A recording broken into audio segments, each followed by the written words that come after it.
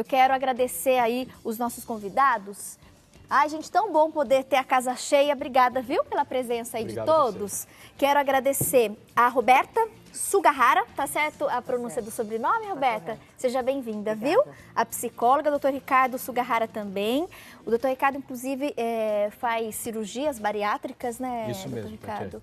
Prazer ter aqui conosco, todo meu viu? estar aqui com vocês. Somando aqui no nosso time. Obrigado. E eu quero apresentá-los, o Jefferson, gente. O Jefferson, ele tem uma história muito bacana de vida. Seja bem-vindo, viu, Jefferson? Obrigado, Tati. Obrigado pelo convite. É um prazer estar aqui também. A gente vai falar hoje um pouquinho sobre essa questão da obesidade, mas não só isso. A gente vai falar também sobre a nossa relação com a comida. Hoje, na abertura do programa, eu comentei, muitas pessoas acabam descontando, né, a ansiedade, o estresse na refeição, na comida.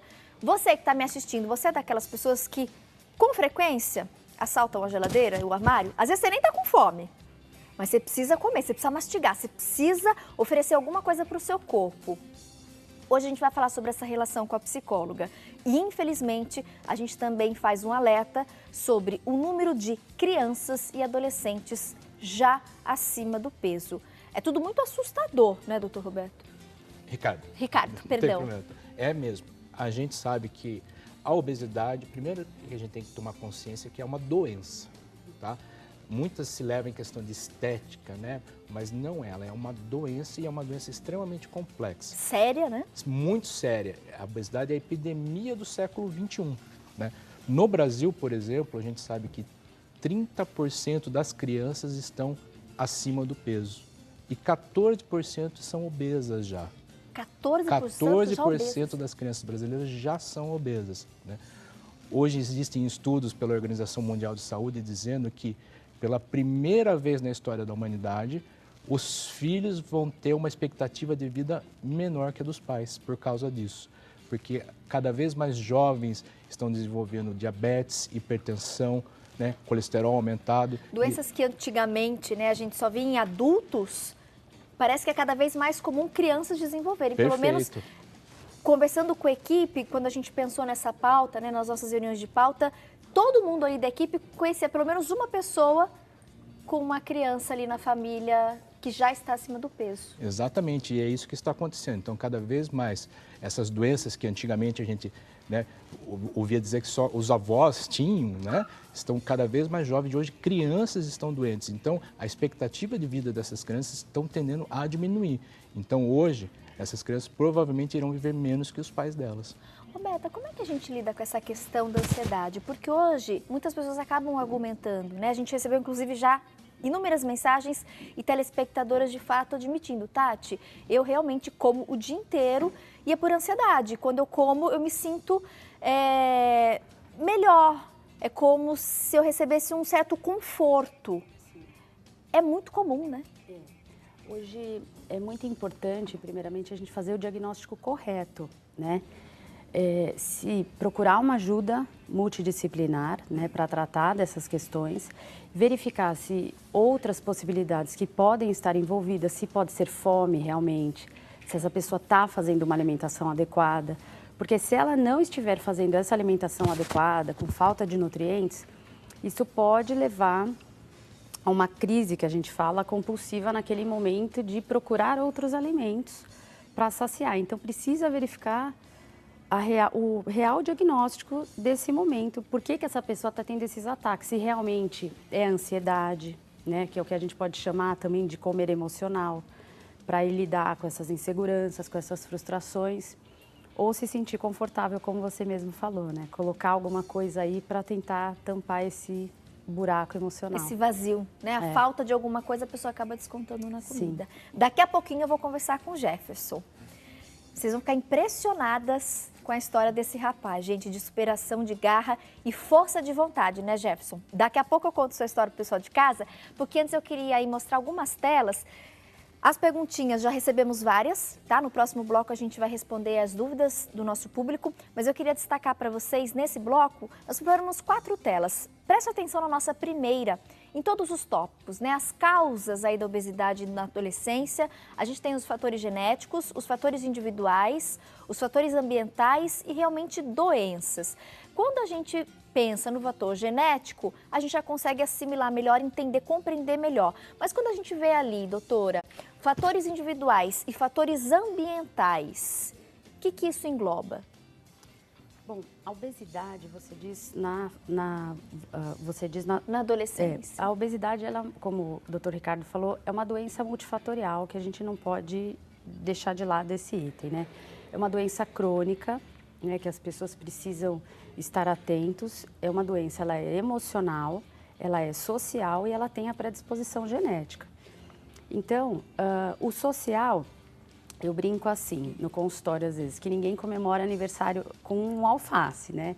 Comer é social e não tem nada de errado nisso, né? Comer uma coisa gostosa não é errado. E hoje existe muita culpa, né? Existe assim, é errado, eu comi um pedaço de bolo, eu comi um brigadeiro, como se isso fosse errado, né? O que é errado é você fazer o uso do alimento para exatamente compensar as questões emocionais. Então, por isso que precisa de um acompanhamento multidisciplinar, por ela ser uma doença multifatorial, para cada profissional tratar da questão social, da questão genética, aí no caso com o cirurgião, e das questões emocionais, o psicólogo e o profissional nutricionista também. O problema não é, de repente, a pizza do fim de semana, né, Ricardo? Com o problema certeza. É todo dia a pizza, ou o pastel, ou o brigadeiro. Exatamente, é o com excesso. certeza não é isso, é o excesso. Hoje existem estudos dizendo que somente 30% dos adultos brasileiros consomem frutas ou verduras pelo menos 5 vezes por semana. Né? Enquanto o consumo de arroz e feijão caiu 30%, o consumo de refrigerantes e comidas processadas, né, os fast foods, aumentaram em 300% nos últimos anos. Então, não é a questão que eu não posso comer minha pizza, é a questão que você está substituindo um alimento de qualidade, como nós vimos nos blocos anteriores, né, por uma coisa que não é de qualidade. Então, não é tem isso. nutriente, né? Nenhum, é pobre. Nenhum, exatamente isso. Então, isso é uma outra coisa que a gente observa, que hoje em dia a gente vê obesos, né, que teoricamente você pensa que ele não tem subnutrição, subnutridos. Por quê? Porque eles não comem alimento de qualidade. Então, o alimento que ele ingere não tem nenhum valor alimentar, simplesmente acho que a até caloria. por isso que o corpo pede mais, né? Porque o corpo não está recebendo nutriente, ele está recebendo um alimento que é pobre em nutriente. E a pessoa que está acima do peso sente muita fome e se alimenta muito, mas se alimenta errado. Isso pode gerar uma crise compulsiva. A falta de nutriente faz com que a pessoa tenha crises compulsivas em alimentos hipercalóricos, como pizza ou doce, para substituir esses nutrientes, e são alimentos que não saciam. Então, elas vão querer cada vez mais e mais e mais para tentar saciar, às vezes, uma fome real que é orgânica, que é física mesmo. Temos ali mais uma tela com alguns pontos que a gente queria abordar. Preste atenção em casa, principalmente se você está acima do peso, se seu filho, se você já prestou atenção, Tati, realmente não está normal a situação aqui em casa, né? Vamos reverter isso? Quanto antes você começar esse processo, melhor e menos dolorido vai ser. Então, atenção para a nossa próxima tela. As consequências da obesidade na adolescência.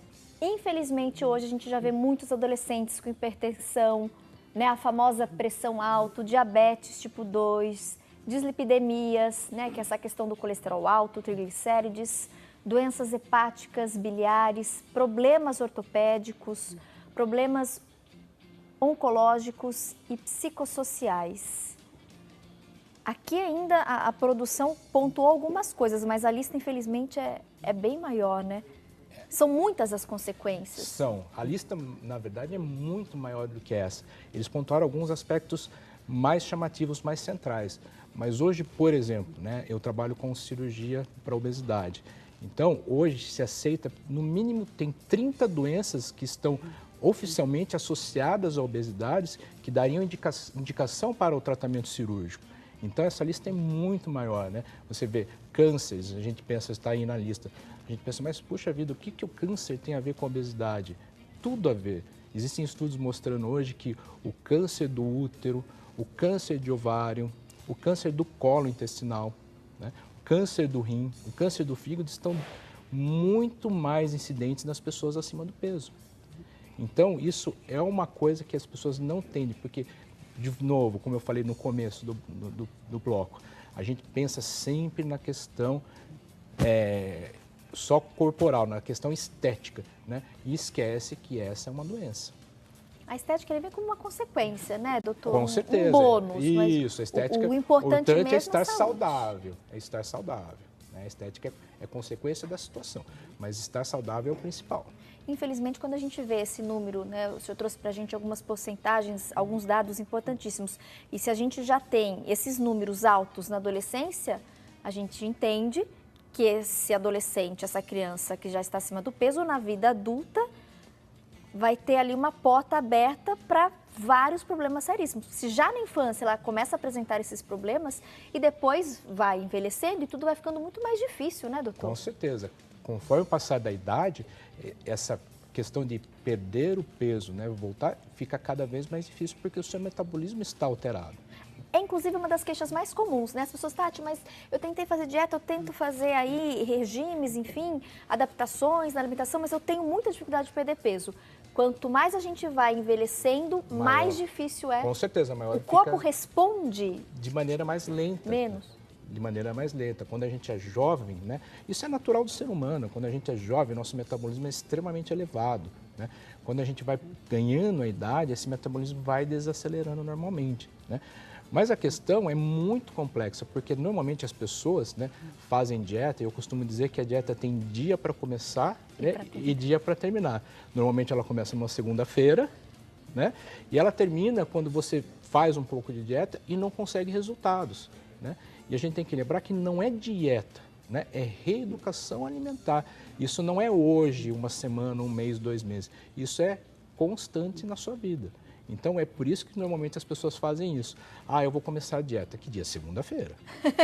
Na sexta já acaba. Na sexta, Se conseguir chegar na sexta, porque às vezes na quinta-feira, né, já começa a burlar a dieta. Olha, eu estou comendo um alface todo dia, perdi 100 gramas. Ah, não dá certo, vou desistir. Né? E não é isso, né? É como a Roberta falou, não é a questão de eu não posso comer minha pizza, é a questão de você ter uma reeducação alimentar, um aprendizado alimentar. Então, sim, você poderá comer sua pizza, mas não deve ser todos os dias.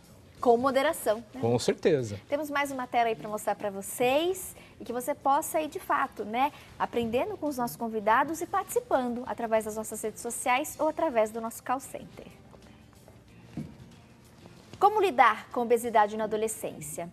Deve ser aí combatido e tratado precocemente. A mudança de estilo de vida, como o doutor Ricardo acabou de comentar, é fundamental.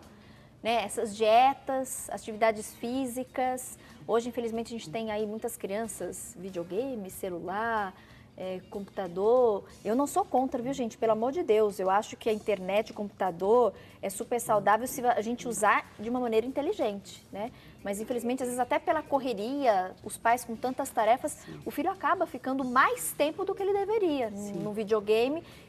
Hoje a gente vê crianças, por exemplo, até pela questão da segurança também, que eu acho importante a gente destacar isso, até por segurança, às vezes os pais não podem deixar o filho, né, jogando uma bola na rua, coisa que antigamente, né, na nossa época se fazia muito, hoje realmente tem certas restrições por segurança, enfim, muito trabalho, muitas tarefas, mas acho que vale a pena a gente debater e falar sobre isso, né? Você sabe que hoje existem estudos, tá, gente, falando que as crianças ficam em média 28 horas por semana na frente da televisão, né? Então, isso é um exagero, né? Como você falou, como a gente está falando da alimentação, como a gente está falando do videogame ou da televisão, tudo tem que ser feito de uma maneira moderada, né? O videogame é interessante? Claro. A televisão é interessante? Claro. Mas ela não pode ser consumir o seu dia, né? Você tem que fazer atividades físicas e, como apareceu no quadro, quanto antes começar a intervenção, melhor é, né? Porque na criança a gama de tratamentos é muito pequena,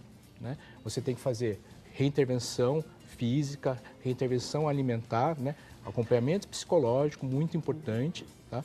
Agora, as medicações são muito restritas na criança, né? Começa a mudar um pouco na adolescência. Para você ter uma ideia, a cirurgia hoje, ela só é liberada para adolescentes a partir dos 16 anos de idade.